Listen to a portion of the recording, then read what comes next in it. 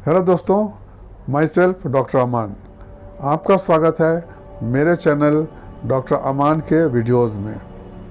दोस्तों, कुछ लोगों को लैट्रिन जाने के टाइम में, लैट्रिन जाने के बाद में या उस वक्त बहुत तेज़ दर्द होता है, जलन होता है और ब्लीडिंग भी होती है। इस कंडीशन को हम कहते हैं फिशर या फिर एनल फिशर।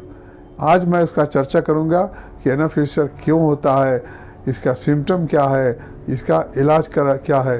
ख़ास करके मैं होम्योपैथिक दवा बताऊंगा जो सबसे अच्छी दवा है। तो जो लोग मेरा वीडियो पहली बार देख रहे हैं वो चैनल को सब्सक्राइब कर दें और बेल आइकन को दबाना ना भूलें। इससे ये होगा कि आपको मेरा वीडियो सबसे पहले मिलेगा। तो चलिए चर्चा करते हैं आज का टॉपिक एनल फिशर।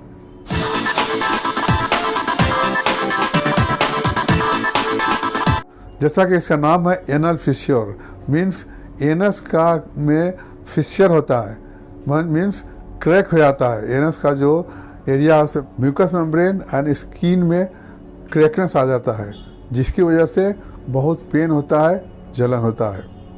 आइए बात करते हैं इसके कॉज पे, क्यों होता है ये 80% इसका जो कॉज है वो है क्रोनिक कॉन्स्टिपेशन। जब स्टूल बहुत हार्ड होता है, लार्ज होता है, तो स्टूल जब पास होता है तो एनस को क्रैक करके जाता है। तो जिन लोगों को कॉन्स्टिपेशन है, पुराना कॉन्स्टिपेशन है, उन लोगों को फिशर होने का चांसेस रहता है। और अगर कोई दूसरा कारण है कि अगर फॉरेन बॉडी एनस में जाए तो उसकी वजह से भी क्रैकनेस आ जाता है। तो आइए बात करते हैं अब इसका सिम्टम पे।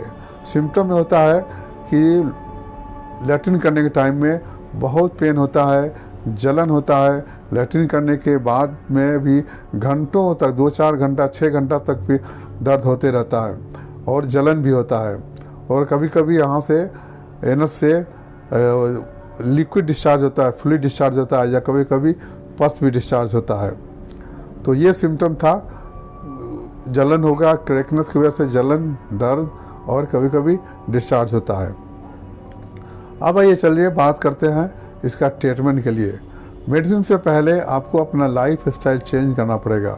कॉन्स्टिपेशन दूर करने के लिए ज़्यादा फाइबर वाला फूड खाना होगा, वेजिटेबल ज़्यादा खाना होगा, नॉन वेज कम खाइए, मीट को कम खाना चाहिए और वेजिटेबल ज़्यादा खाइए जिसमें फाइबर्स ज़्यादा हो।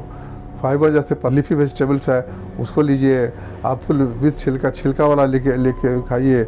और जिसमें भी फाइबर है उसको खाने से ये हो कि स्टूल क्लियर होगा। स्टूल क्लियर होना ज़रूरी है। अगर स्टूल हार्ड होगा, कॉन्स्टिपेशन रहेगा तो फिशर बार बार होगा। अब इसलिए अपने लाइफ स्टाइल को चेंज करना चाहिए। तेल मसाला कम खाना है, फाइबरस फूड ज़्यादा खाना है। अब चलिए बात करते हैं होम्योपैथिक मेडिसिन। होम्योपैथिक में सबसे बेस्ट मेडिसिन है वो है नाइट्रिक एसिड 200। ये बहुत ही अच्छी दवा है एनल फिशर के लिए। इसमें अगर सिम्टम यह है कि लैट्रिन करने के टाइम में बहुत पेन होता है, जलन होता है और इसका जो दर्द होता है वो लैट्रिन करने के बाद घंटों तक होता है। इसका दर्द ऐसा फील होता है जैसे कोई सुई चुभ रहा हो, सुई चुभ रहा ऐसा लगता है।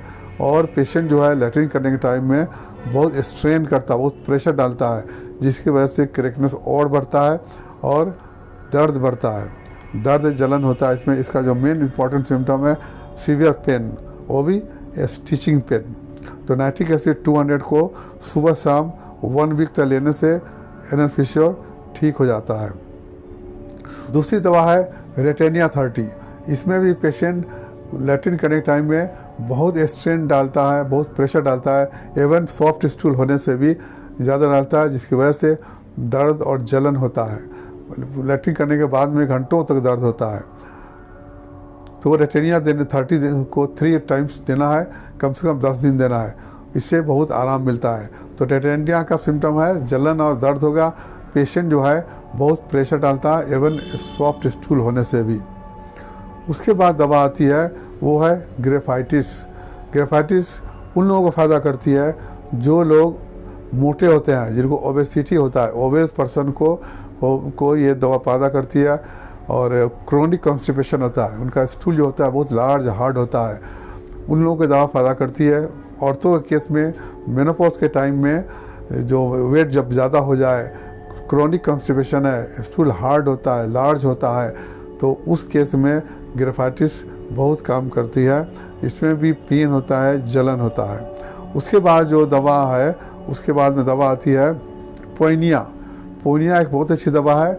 इसका मेन सिम्टम है कि क्रैकनेस में से मॉइस्ट डिस्चार्ज होता है, लिक्विड डिस्चार्ज होता है, जो कि बहुत ऑफेंसिव होता है। इसमें भी जलन होता है। इसका भी इलेक्ट्रिक करने के बाद घंटों तक, 8 घंटा 10 घंटा तक पेन होते रहता है। और डिस्चार्ज इसमें होता है, फुली डिस्चार्ज होता है, जो कि ऑफेंसिव होता है। उसके बाद जो दवा है, अगर क्रैकनेस में पस फॉर्म हो जाए, बहुत पेन हो, सेंसिटिवनेस बढ़ जाए एनस में, तो उस पे केसेस में मैं हिपरसल्फ 30 यूज़ करता हूँ 3 टाइम्स। दवा लेने के बाद पेन भी कम होता है, जो वहाँ पर ज़ख़म हो गया है वो भी ठीक होता है, और फिशर भी ठीक होता है। तो ये 4-5 दवा थी होम्योपैथी की बेस्ट दवा है, जिसको मैं अपने क्लिनिक पे यूज़ करता हूँ। इससे बहुत फ़ायदा होता है। फिशर के लिए सिर्फ होम्योपैथिक में ही अच्छी दवा है।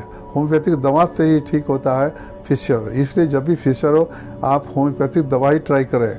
दूसरे में दवाओं से फ़ायदा नहीं होता है, होम्योपैथिक में ही ये ठीक होता है।